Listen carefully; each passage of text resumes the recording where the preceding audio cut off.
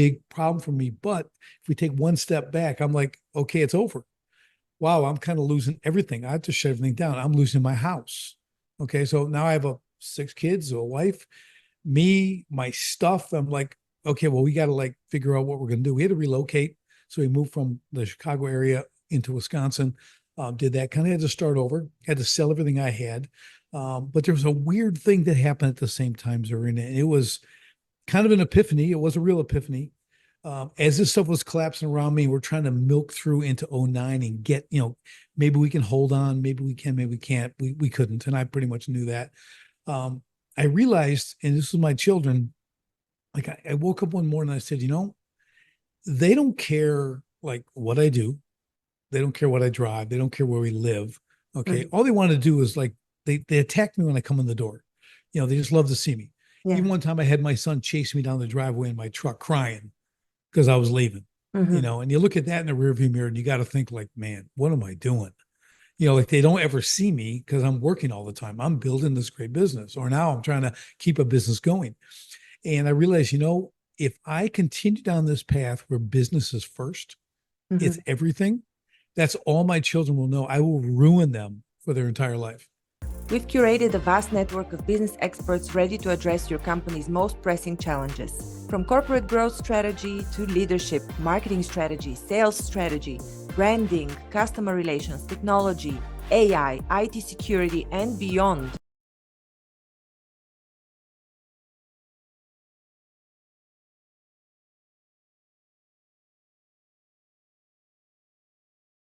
Today I'm speaking to the CEO of Sharpen the Spear Coaching. Richard, your story of entrepreneurship began way before the financial crash 2008-9. What were you doing before the financial crash? And tell us a bit about this story of fall and rise. Yeah. So I had but I got out of the Marine Corps in 1987. Shortly after that, I started working for myself because I was kind of tired of taking direction for all that time. So, and I wanted to earn real money.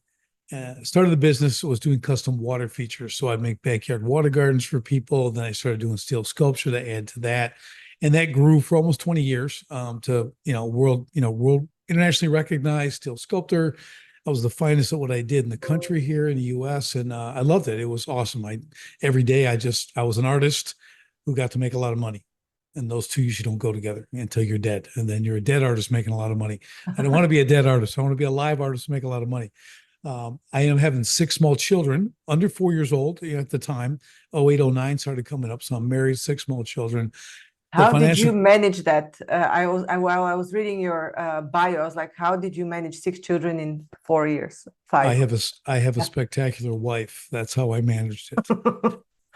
Uh, So I worked a lot. I did what I could.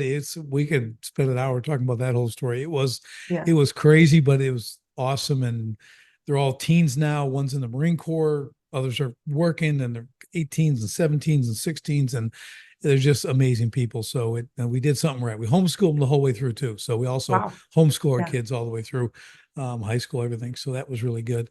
But that '08 and '09 hit, and in one day, and it was November 5th of 2008, I lost $500,000 in that day. And then from that point, it just kept going off the cliff because everything had shifted and no one had to have what I made. No one needed a pond in their yard, right? Mhm. They could wait, and they were right to wait. I wasn't mad about that. I'm like, no one was spending money then. If you remember then, like nobody was spending anything on Right. anything because everyone was just terrified. Now, here's a little caveat, Zarina. I don't blame the economy for ruining my business. Okay. I blame what I didn't do in my business that ruined my business. Okay. Because I said, how can I be so successful, doing so well? And then I'll call it a hiccup. I know it was a big one. A hiccup is like that. And then my business kind of evaporates overnight. Like what did I do wrong? So that was a big problem for me. But if we take one step back, I'm like, okay, it's over. Wow, I'm kind of losing everything. I have to shut everything down. I'm losing my house. Okay. So now I have 6 kids, a wife, me, my stuff. I'm like, okay, well, we got to like figure out what we're going to do. We had to relocate. So we moved from the Chicago area into Wisconsin. Did that, kind of had to start over, had to sell everything I had. But there was a weird thing that happened at the same time, Zarina, and it was kind of an epiphany. It was a real epiphany. As this stuff was collapsing around me, we're trying to milk through into '09 and get, maybe we can hold on, maybe we can, maybe we can't. We couldn't, and I pretty much knew that. I realized, and this was my children, like I woke up one morning and I said, they don't care like what I do. They don't care what I drive. They don't care where we live. Okay. Mhm. All they want to do is like they attack me when I come in the door. They just love to see me.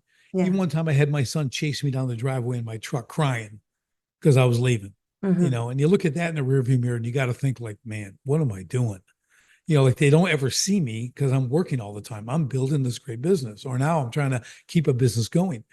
And I realized, if I continue down this path where business is first, it's Mhm. everything, that's all my children will know. I will ruin them for their entire life. I'll ruin their relationships. I'll ruin everything because that's all that'll matter. It won't be faith. It won't be family. It'll all be business, business, business. Mhm. Okay. And everything else. And that is like, I was like, I'm not going to do that to them. And that's really why I like it. So I'm kind of an all or nothing guy. So I'm like, I'm done. I'm out of here. I'm not doing any of this stuff. My identity was really wrapped up in my business. And I said, okay, no more of this. So I sold everything I had. We're going to relocate. I didn't know what I was going to do, but I was going to figure it out. Right. So from that point, that was a really good thing. Right. So we moved, we did the shift.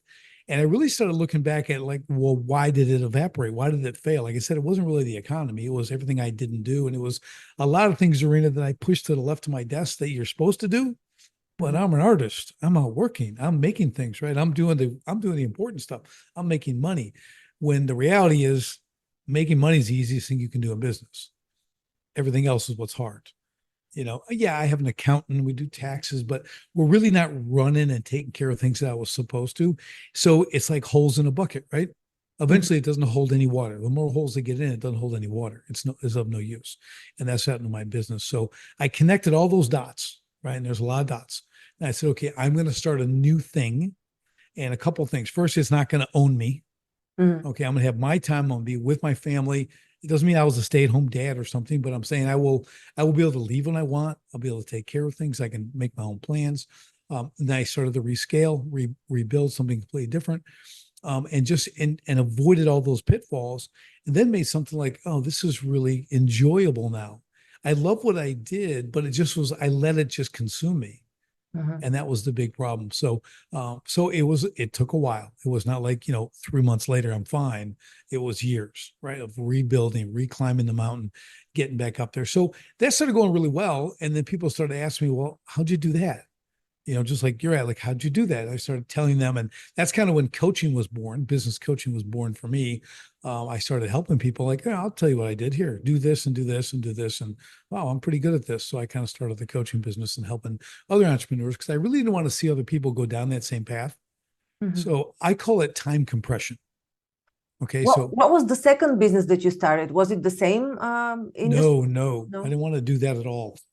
So Uh-huh. I sold every welder I had, every truck, every piece of equipment. I was like, never going back to that. Now, I do say in hindsight, that might not have been the best idea, because I could have still done stuff with that. My wife definitely thinks it was not a good idea, but that's how I operate. Yeah. I'm all or nothing. So yeah, so I opened actually a gym.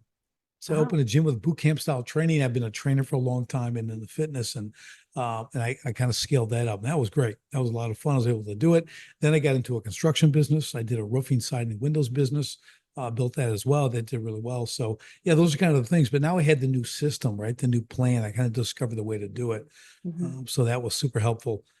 Made it really a real manageable life, and still Mhm. have that success. Though I had to redefine what success is. Mhm. Mhm. Very interesting. Now, the first learning that you had, was it around the holes that were leaking? You mentioned, were these mostly legal and precautionary measures? What were these that you learned that you could Yeah, have? those you know what they were? Some of that, not some of that was it, the legal aspects, a little more. I should have had more focus on taxes. I Mhm. had an accountant. Okay. Now accountants are like doctors, right? They all different levels of them. Or as the saying goes, what do they call the guy who graduates last in his medical class? Doctor, right? He still talked. Okay, Yes. he's laughed, but but he's out there treating people. So I was kind of that guy. So you can get that in an accountant. So there wasn't tax strategy. It wasn't way I was making a lot of money, but I wasn't paying attention to my money. Mm-hmm. Okay, so I did some really stupid things, Arena, like big money. Like I'd buy stuff for cash or invest in this, and I built a $41,000 website, and I closed it down 2 weeks later because I didn't like it. I mean, just stupid things. Mm-hmm. Okay, where I was not taking counsel. A good friend of mine, successful individual, said, maybe you need a bean counter. And I kind of looked at him. Well, I think I got it. He goes, okay. He meant, maybe you need someone to tell you what to do with this money. Uh-huh. Because it's just kind of, you don't have an accounting of it. You know what I mean? So Yes. that was a big one, Mm-hmm. because if you don't, a thing called Parkinson's law, if you don't pay attention to your money, if you don't know exactly where everything is going, every dollar, it will disappear. Mm-hmm. If I gave you $100 and said, hey, here you go, I just gave you $100 in cash. You go to lunch, take a girlfriend out, have something to eat, whatever. And then 5 days later, you'll forget where that $100 went or even where it came from. Right. Mm-hmm. Because there's no plan for it. So a whole different thing. Plus exit strategy. I didn't have an exit strategy for the business. Mm-hmm. You're thinking, oh, I'll do this forever. Well, you're not going to do anything forever. Right. And there's a whole nother thing we can talk about exit strategy and how you build a business and why it's so good. But those are some of the things, right? I'm paying people to work. I'm getting things done. And there just wasn't an attention to the detail, even purchasing product. Right. So I go through thousands of tons of stone a year. And yeah, I did a good job, but I could have done better, right? Because costs, okay, they can eat away your profit. So things like that, I should have paid more attention to. So yeah, I made a lot of money. I could have made a lot more. Right. So the old saying, if I just had what I lost, I'd be fine. So it's just, that's where it's kind of at. So those are a lot of the little holes. Mm-hmm. But this business is seriously back, at least in Austria. And right now I'm dealing with something similar to what you were doing back then. And I can tell you the prices are really. Yeah. Oh yeah. Right now, I mean, Wow. It's insane. It's insane. I've been around a while, and this is the most insane it's ever been. So I've never holy cow. And I mean only for the work part, not even for the materials. It's right. Out of the roof. It's through the roof. It's like 6 times more than what I expected. When I came out of the Marine Corps, so I know it's been a while, it was 87. I'm swinging a pickaxe, digging trench all day. So I swing a pickaxe all day for $5 an hour. Okay. Then I got a side job. Someone asked me if they could help me. And I was in Arizona, and they needed all this granite spread in their backyard. Like it's like a gravel, like a 3/4 inch. Yeah. And it was like 35 tons worth. I said, well, I can do that. So I had a wheelbarrow and a shovel, and I did it all in a day. It was 100 degrees. I spread it out, everything else. But Serena, you know how much I made? I made $1,000 for the day for basically the same thing I was doing for $5 an hour. Where I was making $50 a day. I went from $50 a day to $1,000. That was the light bulb where I am going to work for myself from now and ever. Yeah. I am never going to work for someone else because I don't like limits, so but yeah, you can, and now you can't, people won't even get out of bed for $15 an hour here, so it's that kind of spread. So I feel your pain. Tell us about the war room. Well, what's the structure of your organization right now, and why do you have different rooms in your office that are warlike? Yeah, so it's called Sharpen the Spear Coaching, and the tagline is honing entrepreneurial warriors on the battlefield of business, because business is battle. It is war. I mean, whether it's competition, and that's competing against yourself, other people in your industry, the people inside your own company, you can get to that point, right? You're managing people and egos and personalities and all that stuff. So if you don't, and I have a warrior mentality as it is, so it kind of fit, but we really have to approach it that way because it's important that we win, right? That we're able to take ground in your business, whether that's market expansion or whatever the case. But it's just important that we keep that mindset. So with my coaches and people on the staff, we actually kind of live that ethos. We literally go and do like airsoft training, right? We do room clearing and we do stuff like that. So women included. So we go and we kind of battle test ourselves. We're about in fitness. We work out, we do self-defense and things like that, just as part of, just kind of some icing on the cake, right? But the mindset being that, listen, we're helping our customers, our clients succeed on the battlefield, right? So we're like generals in a sense, right? We're planning things, do this, execute that. They go out and they do it. Perfect. Okay, we can see the whole battlefield. We have what I call outside eyes, right? Because we're not in the business. When you're in it, you're very tunnel visioned, right? Because you got to do this stuff. So it's hard to step back and take the big look. But for someone with experience like us, I can just see it right away. I get what's going on. I said, well, just do this. I'm like, oh, I didn't even think of that. Well, and that's okay because you're in it. You're in the battle. That's why generals are not always out front. You know, they're looking at the whole map. Where do we have to go? What's the next hill? How do we approach this? You know, what equipment are we going to need, right, to overcome this? So that's why we've kind of adapted that mindset, because I just feel like it's very apropos to business. Mm-hmm. And what kind of businesses do you consult in which industry? Does it matter?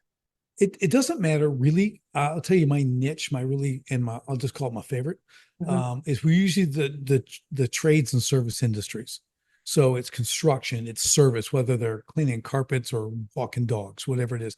People are serving people in the trades industry, electricians and plumbers and general contractors, things like that. We help them a lot because that, to me, this is just my own little prophetic insight. I believe the trades and service industry are going to be what we call the new white collar. They're going to be the new wealthy very, very soon, in just a matter of years, because of AI and things like that. There's a lot of people whose jobs are going to be eliminated forever, you know, whether that's financials and lawyers and even some doctors and things like that. So, but AI is never going to sweat pipe and bend metal and do stuff like that, right? So, build houses, frame houses. So I'm really gearing my people up to be prepared to scale at a level they've never experienced before. And that's how they'll be able to do it comfortably, right? And still have the freedom and everything else, but really, really capitalize that in the next few years. Okay. And so this company is doing trainings, consulting and trainings. Yes. Yeah. So we do one-on-one. So I work with one business owner, but it's kind of interesting how we do it. It's not me telling an owner, do this. Okay. They have to do the work, but we engage the entire company. So if I need to systemize a business, right, because it needs to have processes and systems so it can run without the business owner. Well, no owner is going to do all that themselves. 100% guarantee you, good luck getting an owner to do all that. They want it to happen. They don't have the bandwidth.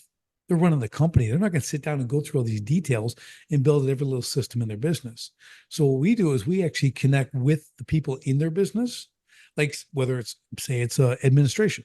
We'll come in and we'll work with them. I'll show them the proper process and work with them, and they'll build it out and create it for the company, right? And that's really awesome. But the key that how we make that work is because I always tell people, Zarina, that you don't just have them do it as part of their job, right? Because that's not why they're hired. They're hired to come in. They have skills, they have competency, but your system, your operating system may be different. They have to learn that, but they just want to do what they do. They're not there to build your business. They have no interest in that. So what we do is I make sure the owner explains at the end of this goal, when this gets systemized and you complete all this, and this is something people can plug and play, you're going to get X, $1,000, $2,000, $5,000 as a bonus on top of your regular work, because the value you just created for my business is massive. Right? Because now you have a system. If that person left, the next one come right in, get to work, have the training, it's automated, and they're up to speed in a couple of days. Right? What's that worth to you as an owner? A lot. Okay, that's worth a lot. So we really reward the people. That way we can not have the owner do it, help his people do it. And now they have this great buy-in because they created this system. So they feel, just elevates them, gives them more confidence. It increases loyalty to the company because now they have kind of this buy-in to it. They got well rewarded for it. It's a really cool process to see. So do you have a set of processes that you follow in terms of growth, in terms of legal? What is the first thing that you look at, and what is in this package of assessment? So I have a full assessment that they do, and it's big, right? It's the 12 areas of their business. And what I have, it's just yes or no questions. It's 12 sections, and they have 12 to 14 questions in each, and it scores your business, right? So it's about systemation. Do you have this? Do you do this? Do you do this? And all this stuff in sales and leadership and management and finance and marketing and branding, all the cool stuff, goal setting. And most people score really low. And I tell them in the beginning, don't be upset because there's 4 levels. Of course, they're all you're battle ready, sharpening needed, spear replacement required, and then there's battle restricted. Okay, battle restricted, like you're in the rear with the gear. You're lucky to be even still in business. We have to fix this now, right? But you can fix it, but they kind of really know where they're at. And then we reassess that every quarter as we go, and they take a percentage of completion. But the first thing we do, which is unusual for people, and it's probably the most difficult thing in the whole program, is we build what's called a strategic vision. Strategic vision, because you know what a mission statement is, right? Oh, we're going to be the best, blah, blah, blah. We're going to take care of our customers. Like, who isn't? Okay, dumbest thing ever. Mission statements, to me, like, I've literally done this. If I go Isn't in a this place really like, old school? Like, I don't know if yeah, anybody does it still. yeah, it's like Andrew Carnegie had an idea and he hung Mhm. it on a wall, and everyone's been doing it ever since. 'Cause I go in, if I see it on the wall, I take it off, and they go, here, you can put this away. This means nothing. No, this is wallpaper. No one in your business cares about that mission statement at all. Okay, we're going to do something they care about. We're going to change the culture of business with called strategic vision. All right. And that's the cornerstone of the entire business. It's hard work in the sense that what it is you're going to create a vision, and we call it future casting. So it's not what you're doing now, it's what you're going to be doing in the next 18 to 24 months, right? It's the entire customer journey from the inside, right? It's an internal document. It's never used for marketing or anything else, but from that first call all the way through, every person who's involved is in this story. It's 6 to 10 pages long, could be longer in some cases, like somewhere like 17. But they find themselves in this vision after you create it. It's part story form. Yeah. It's really cool. It's like the experiences people did and Sounds why they came here. Wow, yeah. And they get that. And then it's like you roll that out when it's all done, and everyone's like, people, and I've seen this, and it happens all the time. There's people crying about it, Oh, wow. because there's so much purpose. Uh-huh. Because purpose is what drives people. Mm-hmm. Money, making money is the third most important thing to them, not the first. Everyone thinks it's the first. Mm-hmm. It's not. It's not. It's purpose. The next thing is quality feedback, right? They want quality feedback. How are they doing? They want recognition, right? That kind of stuff. Then the money. Okay, now granted, everyone wants to make good money, but it's not the number one priority. When you give someone purpose, and now they see themselves in this vision, how they fit, how they're the hero in that journey, those people stay. You're talking retention. Keep them because they know that you are a critical aspect of this process. Without you, this doesn't happen. We can't get the outcome, and the outcome's another whole thing to talk about. It's not just we got a call to make this, we made this, we got it to the customer, we're done. That's not what it is. It's way deeper than that. Same with the whole process. So people really understand what it is. And within that strategic vision, Zarina, we're making our people not only more competent at their jobs, we're making them better as people. Mm-hmm. Right. So we're doing we're educating, we're giving them different skill sets, all as part of moving up levels in their own position. Right. So what do they do with that? They take that. Now they're becoming better people. That goes home with them. That's shared with their family. Their family's now in the community. Now you're changing tens of thousands of people. Right. So if businesses are doing that, it's such a great way to be so. It's like, I don't want to say counterintuitive, but it's like counter business. Mm-hmm. It's just a different way of thinking. It's not just give me as much as I can for as little as I can spend, right? It's a very different thing. It's really involving everyone. So it's pretty exciting.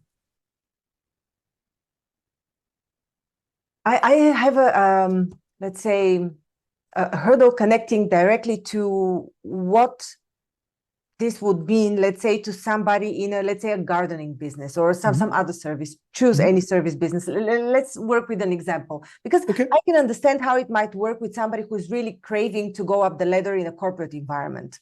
This would kind of ring a bell to me. I connect to that. Kind of. Yeah. But I'll tell you that it really, and I'll use a landscape example for you. I'll use a garden example for you, but I'll take one step back in this. So you have to understand, when we build a position, okay, I don't care if you're the bookkeeper or you're the warehouse foreman, right? Mm-hmm. Inside that position, you have like 4 levels that you advance inside of the same position. Mhm. You're doing the same work, but you keep achieving more and getting more within that system, right? So it's not really, it can be applied to any level of anything. You know, it's not, yeah, you want to climb the corporate ladder and do that, but that's not most people. Mhm. That's, you know, that's the reality. If we're owners, business owners, we think like business owners. We'll climb any ladder. We'll get to the top. That's what we do. We'll make more, we'll do more, we'll build things. That's what we do. The average person doesn't do that, right? They're looking for a place they can come, do their thing, go home, right? Again, be recognized, have Mhm. purpose, you know, make money. That's good. Let's go to gardening. Let's go to a landscape business. So Mhm. you've got your owner, maybe they do hardscapes, right? They lay brick pavers and stuff like that. Maybe they do bushes and they do all the vegetation, the landscape. Maybe they make water features like I used to do. Okay, you still have all the positions in there, right? So you have a job site foreman, you have laborers, you got material delivery guys, right, who are bringing the stuff to the site. You've got an owner, you've got an admin, right? You have a bookkeeper, admin, someone's invoicing everything else inside. So you have all the same components, right? And you're delivering this service, right? So what becomes, so how do we do, like I do with, I have a customer, a client who does high-end custom homes. His goal is a world-class experience. Okay. It's not, he can build a great home. A lot of people can build a great home, but if you ever dealt in construction or any kind of landscape, any kind of things that your house is getting torn up or you get a new one built, it's a nightmare. Contractors don't communicate. They're not on time, right? They don't tell you what's going on next. It's always more money, more money, more money, right?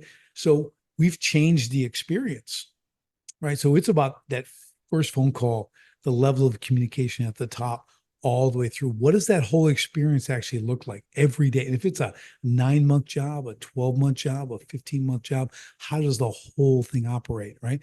Landscaping is no different. Okay, it's going to take me a week to put in a patio, right? What does that look like? When they first call me for an estimate, what does it look like, right? So that's what the strategic vision shows. And it helps you understand who you're actually dealing with, your what we call our ideal client profile, right? And that's spelled out there. You don't work for everybody. No business should ever serve everybody. I mean, that's Walmart's thing. Okay. And you can have that place all day long. I never want to go there. But you want to make sure that like you understand who you're serving, right? So even in the smaller scale, you still have 6, 8, 10 people working for you. How do they thrive in that area? How do they move up? And that's what your strategic vision shows. Again, those levels they continue to earn, stay in the position, and then once they reach that top, say level 4, now they're eligible for a promotion to a new position, right? So there is a path for them to go for quite a long time, right? And as I tell everybody, people always leave. So you're probably not going to have anybody stay forever, especially today.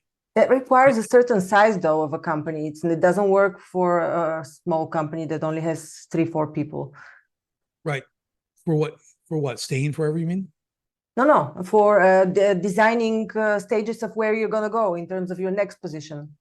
Right. You can have cap. That's okay. It's like if your kid goes works at a fast food restaurant, those are called entry level positions, right? Mhm. You're only going to work there for a year or two. And then they're going to leave and they're going to go to school and they're going to go to college. And that's okay. You build your business that way. The important thing with that, Serena, is you understand what kind of retention you're trying to get out of these people. Hey, if they'll work 6 months, if they'll show up every day and give me 6 months, I win. Mhm. If they'll do it for a year, I win.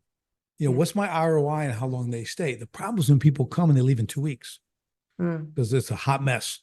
Right? Mm. Don't want to work there. So we're always looking at how do we build that? We understand that there's ceilings for everything, Mhm. right? Job positions. So if they can't advance, great. But how about we train them the best that we can, right? So they're actually an asset to another company. As weird as that sounds, I teach our people to give them every opportunity they can, build them up, skill them up. They're going to leave. But Mhm. once you hit when they go, the next guy who hires them, man, where were you working? Well, I worked for Sharp and Spear. And so, I mean, they really taught you well. You're an asset, right? It's just a cool thing to do. You And design we want, reputation, yeah. Mhm. yeah, and we want good workers out there. Like, what if you and I were in a similar business, or maybe it's a little bit different, and we're in the same area, and I had a guy for a year and a half, and he left, came to work for you, and I had him, that guy's never late, stayed late, did things without asking because we taught him that way. And he just walked in you and just did that. You don't have to train them. You'd appreciate that, right? So that's what we want to do. We're all in business to succeed. And if we can train our people just to be awesome people and understand that, that'll carry over and that'll go into wherever they go, which is a good thing. Mhm. What are some of the significant transformations that you can think of that you have accomplished Yeah. for clients? Mhm. Yeah, there's some great ones. Well, I've got one, he's a kitchen and bath remodeler down in South Carolina. And he came on board a couple years ago, and he was at that time was doing 12 jobs at a time. Okay. He's doing about 2 million a year, 12 jobs at a time. That's a lot of jobs. So it Or was is that like, humanly possible even? it's just guys are here, guys are here. You start this, you jump over to this one. You're just like a pinball. You're all over the place all the time. He was losing his mind, right? So we came in and said, okay, let's take a breath. We're going to build this out, right? So the vision, what are we going to do? Who do you really want to serve? And he's great at what he does. Okay, that's always a key. You have to actually be really good at what you do to be successful. So I started looking, so well, how about we do this? What if I get you to be doing 4 jobs at a time and you make twice as much money? Would you be up for that? And of course, they say yes. He has 5 little kids, his wife. He has to deal with that, plus run all this company. I mean, he's just losing his mind. So in a year's time, we did just that. He was down to 4 jobs at a time. His second year, he hit $3 million at a 2 and doing 4 jobs instead of 12 at a time. What used to be his minimum was like $43,000 for a kitchen. He now doesn't go under $92,000. That's a starting point. Okay. His clients have changed.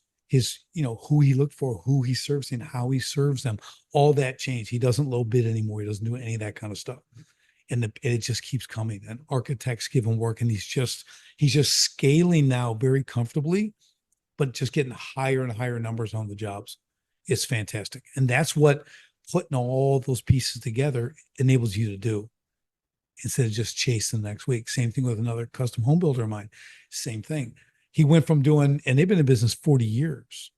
So this isn't like he did his first 5 years, but he's a son of his father who had done. He took over about 5 years ago, and it was kind of crazy.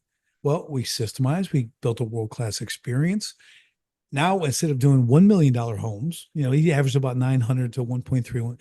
Now it's 3.5 million, $4.5 million homes, and the others, right? And he bought another company because he learned how to systemize. He systemized that and turned another company fully profitable inside of a year, right? So it's things like that. Once you know and you see it, and again, you get the assistance, those are kind of things, those change their lives, okay? Because they're not 100% business every waking hour. Now they've got the balance. Now they can go home and like shut that off and be good. People don't call them on their phone because we change how they communicate, right? We give them that we're still satisfying the people's need to communicate, but not directly to them, to the owner. Right. So those things change people's lives in a huge way. Not only do they make more money, but it's that kind of inner peace they get when things are handled. If they need to run home for something or take a week off to go to a seminar or go to a retreat, they do that, right? They just, okay, I'll go.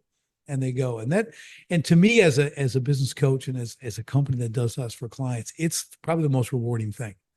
I love the process. I love getting them there. I like doing all that, but that end result, because they're just different people now. It's something they never thought they could have, especially in the construction industry. They thought they could never have something like that. They just thought it was work all the time. Hustle, hustle, hustle. And we just show them it's not. It's just awesome. So it's basically a project coaching or like company coaching. Do you have any group coaching or anything like that? No, I only do one-on-one. We don't do the group stuff. Yeah. Don't find a lot of success in the group coaching because it's up to the individual.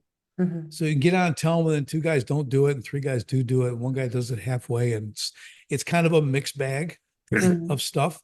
So we're very intense. Remember, I'm all or nothing. I'm that guy.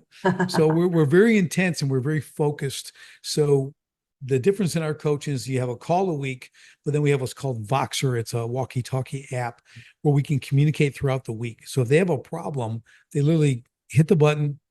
They leave a recorded voicemail, basically is what it is, but you can also talk to them live. They ask a question and we answer it the same business day. right? So we keep business moving at the speed of business. So they don't have to wait till next week to ask me a couple of questions when they have a tactical problem right now. So we're very, very active with our clients. It's not just here's a program, fill out the sheet for next week, and then we'll go on to the next thing. Like we are putting out fires, solving problems on the fly, which is very exciting. And it really moves their business along quickly. Fantastic.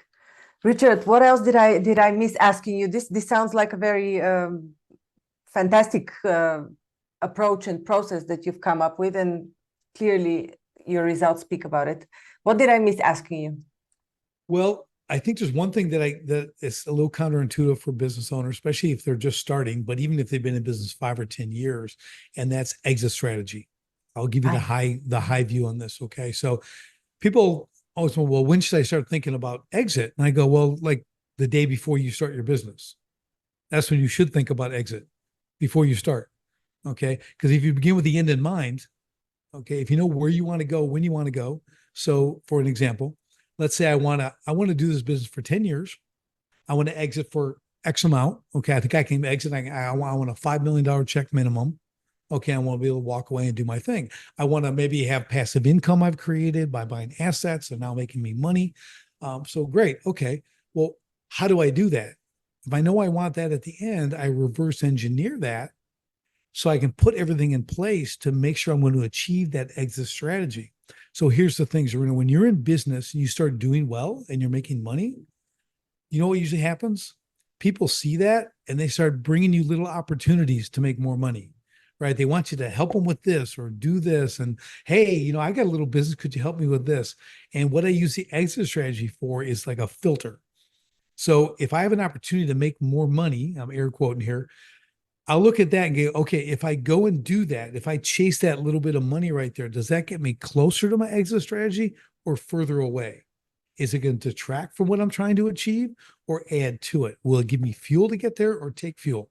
If it takes fuel, I say no, right? So anything that comes to me as an opportunity, because this is just the nature of the beast, I run through the exit filter, right? My exit strategy. And if it doesn't do it, I got to say no. You have to be disciplined about it. But now as we go, so we have a thing called active business income. That's the money you're making. So whatever your salary is, you're paying yourself. Let's say you're doing really well. You're making 7 figures, making $1 million a year yourself. Okay. Well, now I have to create the strategy for my exit. Like if I get out of business, regardless of the big check I get at the end, how do I maintain $1 million a year income? How do I do that without having to start another business? Well, I invest into assets. Right. So whether real estate or other businesses or whatever that is, okay, I'm going to need about $83,000 a month coming in passively to replace my active business income, that 7 figures I'm getting now. So you put that into your exit strategy, right? So you're planning, well, how many homes do I need to buy a month? How many businesses? So you can lay all that out. Next thing you know, you get to the 10-year mark, you can stop taking salary from the business and your passive is exactly the same. There's no loss there. Right. Or you get to your exit strategy time. You're like, I'm having so much fun and we're doing just so much. I'm going to keep going. You can move the goalposts. That's what I wanted to ask you. I mean, people who are extremely successful, they don't usually want to exit. They want to keep doing that because or they want to exit and go on to another thing, which is okay too. They can start, which is great. But I'm saying you don't have to exit. But if you build now you're going to automate your entire business. You're going to systemize it because it's being built to sell. Right. Think about that. So if I want to come by your business, I don't want to come in and find out you have no procedures, no one. It's just you're making money, but it's a hot mess. I'm not going to come in and reinvent your business. There's no value in that for me. But if I come in and it's really like everything is, I can hand you $5 million. You shake my hand, you walk the door I'm in, and no one knows the business sold. That's the goal, right? Because it runs so well. So that's what exit strategy can do. It's a huge component of our program that we built very near the beginning of the program because we really need to get laid out. Even if you've been in business 10 or 15 years, you start now and you start to do it, you start to build it because it'll change how you do everything. It's so cool. And it's going to give it, and you share that with your family. You want to see your family get excited? Show them an exit strategy because they think you're just going to do this crazy for the rest of your life, but like, here, I have a plan to like, oh, especially our wives, they love plans. They're like security, right? They want to know what's going on. Like we guarantee we're gonna, we're gonna get things done and pay the bills, but they like to see a plan, and that kind of helps them, give them a little bit of reassurance there too. Great stimulus indeed. Okay. How can people get a hold of you and find your services? sharpenthespearcoaching.com. Go to the website. You can contact me through there. And I'll tell you what, if they go and they mention your show, Zarina, that they heard me on here, I will give them a free audio book copy of my Escape the Owner Prison book. So just mention your name, put it, shoot me an email through the contact on there. You can book calls in there and talk to me too as well. But if they do that, I'll give them a free audio book of Escape the Owner Prison. And they'll love it. They'll love the book. It's an awesome book that'll really get their mind it's kind of everything we're talking about, right? How to do it, how to run this stuff. So it'll be fun. That's a generous gift. Thank you for offering it to my audience. Richard, it was a pleasure having you. I enjoyed it tremendously, and you gave great insights as well. Thank you, Zarina. I had a great time. I love talking about this Help stuff. you reach the right people who might need your help. I know we will. Thank you. Thank you for listening to Grow and Learn. We hope that you found our podcast informative, engaging, and inspiring. Our mission is to help you keep growing and learning, and we hope that our conversations and insights have provided you with practical advice and useful perspectives. If you're looking for personalized support and guidance to help you achieve your personal or professional growth objectives, I offer a range of services to help. As a trusted management partner and mentor, I work with businesses in the process of transformation, looking for new streams of business, as well as M&A. With an extensive professional network of experts and mentors, I can bring on board the right person or team based on the specific needs of the company I'm working with. To learn more about the services I offer and how I can help you achieve your goals, visit my website at growandlearn.org. You can also reach out to me via email or social media. I'd love to hear from you. And if you enjoyed this episode of Grow and Learn, please subscribe to our podcast and leave us a review. Your feedback is important to us, and it helps us to continue to create content that is relevant and valuable to our listeners. Thanks again for listening, and we look forward to sharing more insights and perspectives with you in the future.